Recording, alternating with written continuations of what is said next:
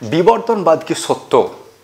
আমরা জানি পৃথিবীর বেশিরভাগ বিজ্ঞানী বিবর্তনের পক্ষে কথা বলেন এবং বিবর্তনের পক্ষে বহু বৈজ্ঞানিক প্রমাণ রয়েছে। কিন্তু দেখেন, প্রশ্ন হলো এই বিবর্তনবাদ কি সত্য? এ প্রশ্নের উত্তর হলো হ্যাঁ, বিবর্তনবাদ সত্য। পবিত্র কোরআন এর পক্ষে কথাও বলে। প্রশ্ন হবে, এই সম্পর্কে পবিত্র কোরআন আয়াত আছে? অবশ্যই আয়াত আছে। তো কোথায় আয়াত রয়েছে আর এই সম্পর্কে পবিত্র কোরআন কি বলেছে সেটা জানতেই আজকের ভিডিওটা মনোযোগ সহকারে সম্পূর্ণটা দেখুন। সম্পূর্ণ ভিডিওটা মনোযোগ সহকারে দেখুন। আর যদি মনে হয় ভিডিওটা খুব ইনফরমেটিভ, দিন এবং জাতির জন্য কল্যাণকর হতে পারে, তাহলে ভিডিওটা একটু কষ্ট করে শেয়ার করুন। মনে রাখবেন, আমাদের আলেমদের অওকাত নেই তার এই সম্পর্কে কথা বলবে, কারণ এই সম্পর্কে কথা বলতে হলে বিজ্ঞান সম্পর্কে জ্ঞান থাকা চাই, আর তারা বিজ্ঞানের বও জানেন না। কিন্তু আজকের ভিডিওয় আমার বিবর্তন সম্পর্কে বিস্তারিত কথা বলেছি, যদিও খুব ছোট করে। সুতরাং এখন আপনার দায়িত্ব হলো সম্পূর্ণ ভিডিওটা মনোযোগ সহকারে দেখা। আর যদি মনে হয় ভিডিওটা দিন এবং জাতির জন্য কল্যাণকর হতে পারে, যদি মনে হয় ভিডিওটা খুব ইনফরমেটিভ, ভিডিও খুবই তথ্যবহুল, যদি মনে হয় বহু বিবর্তনবাদে বিশ্বাসীর সংশয় কাটতে পারে এই ভিডিওটার মাধ্যমে, তাহলে ভিডিওটা একটু কষ্ট করে শেয়ার করুন।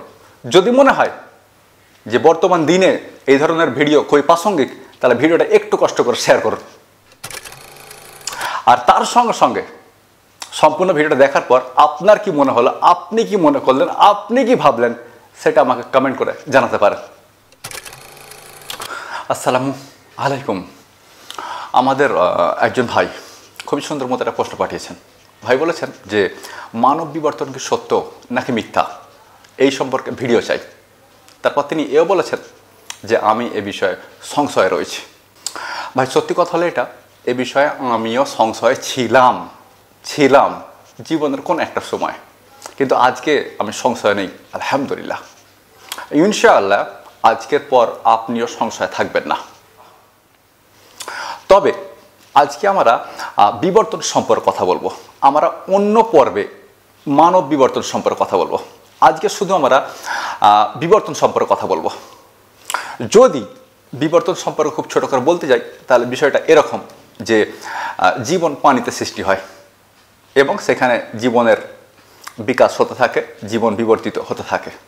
প্রথমে অপূর্ণকোষী জীব সৃষ্টি হয়, তারপর পূর্ণকোষী জীব, এভাবে বিবর্তন চলতে থাকে। একটা পর্যায়ে বিকশিত জীব পানি থেকে আড়াতে উঠে আসে, তারপর আড়াতেও বিবর্তন চলতে থাকে। বলা হয়ে থাকে যে বিবর্তন প্রক্রিয়া আজও চলছে, বিবর্তন আজও থেমে নেই। মোটের উপরে বক্তব্য হলো, যত জীব আমরা দেখতে পাচ্ছি এই সমস্ত জীবের সূত্রপাত একটা জীব থেকে বা একটা জীবন থেকে। যাই হোক, এখন প্রশ্ন হচ্ছে পবিত্র কোরআন কি এটাকে সমর্থন করে? জি, পবিত্র কোরআন এটাকে সমর্থন করে। আমি এই সম্পর্কে আপনাকে দুটো আয়াত দেখাবো। অন্য পর্বে এই সম্পর্কে আরও বিস্তারিত কথা বলবো ইনশাআল্লাহ, কিন্তু আজকে আপনাকে দুটো গুরুত্বপূর্ণ আয়াত দেখাবো। তো প্রথম আয়াত কি দেখাবেন? প্রথম আয়াত দেখাবো আপনাকে পবিত্র কোরআনের 59 নম্বর সূরা হাসর, আয়াত নাম্বার 24। খুব গুরুত্বপূর্ণ আয়াত। আল্লাহ সুবহানাহু ওয়া তাআলা বলছেন যে হুয়াল্লাহুল খালিকুল বারিউল মুসাইরু, হুয়াল্লাহুল খালিকুল বারিউল মুসাইরু। তো এর অর্থ কি? এর অর্থ হচ্ছে এরকম যে আল্লাহ হলেন তিনি যিনি সৃষ্টি করেন। Point to be noted milord, Allah হলেন তিনি যিনি সৃষ্টি করেন। বারিউ, যিনি বিবর্তন করেন, যিনি সৃষ্টি করেন, যিনি বিবর্তন করেন। বারিউ শব্দের একাধিক অর্থ হয়, তার মধ্যে একটা হচ্ছে বিবর্তনকারী। তো হুয়াল্লাহুল খালিকুল বারিউল মুসাইরু, আল্লাহ হলেন তিনি যিনি সৃষ্টি করেন, যিনি বিবর্তন করেন, মুসাইরু যিনি আকৃতি দেন। তাহলে সৃষ্টি করেন, বিবর্তন করেন, আকৃতি দেন। এই তিনটে আল্লাহর নামকে যদি আমরা একত্রিতভাবে সাজিয়ে ফেলি, তার মানে আল্লাহ সৃষ্টি করেন, তিনি বিবর্তন করেন এবং বিবর্তনের মাধ্যমে তিনি আকৃতি দেন জীবদেরকে। যাই হোক, মোটের ওপরে আল্লাহ সুবহানাহু ওয়া তাআলার একটা নাম হলো বারিউ, যার অর্থ হলো বিবর্তনকারী। আল্লাহ সুবহানাহু ওয়া তাআলা বিবর্তন করেন, সৃষ্টি করেন, বিবর্তন করেন এবং বিবর্তনের মাধ্যমে তিনি জীবদেরকে আকৃতি দেন।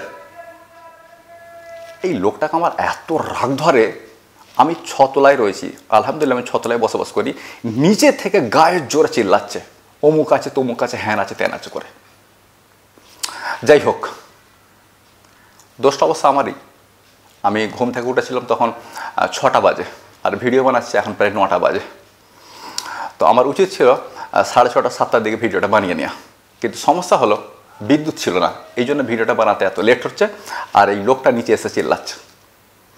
তো ভাই আমি যেখানে ছিলাম, আল্লাহ সুবহানাহু ওয়া তাআলা হলেন সৃষ্টিকর্তা, তিনি বিবর্তনকারী এবং আকৃতিদাতা, মানে তিনি জীবন সৃষ্টি করেন, বিবর্তন করেন এবং বিবর্তনের মাধ্যমে জীবজগৎকে আকৃতি দিয়েছেন।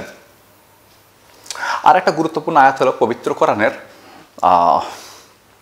87 নম্বর সূরা, 87 নম্বর সূরা, সূরা নম্বর 87, সূরা আলা, আয়াত নাম্বার 1। যদিও 1 নম্বর আয়াতটা গুরুত্বপূর্ণ না, কিন্তু প্রাসঙ্গিক বলে উদ্ধৃতি করছি। সাব্বিসমা রাব্বিকাল আলা, পবিত্রতা বর্ণনা করুন আপনার প্রভুর, যিনি সুমহান, যিনি সুউচ্চ। আলা মানে সুউচ্চ বা সুমহান। আয়াত নাম্বার 2টা খুব গুরুত্বপূর্ণ এবং এইটাকে আমি উদ্ধৃতি করতে চাইছি। আল্লাহ তাআলা বলছেন যে লাজি খালাকা ফাসাওয়াহ, যিনি সৃষ্টি করেছেন।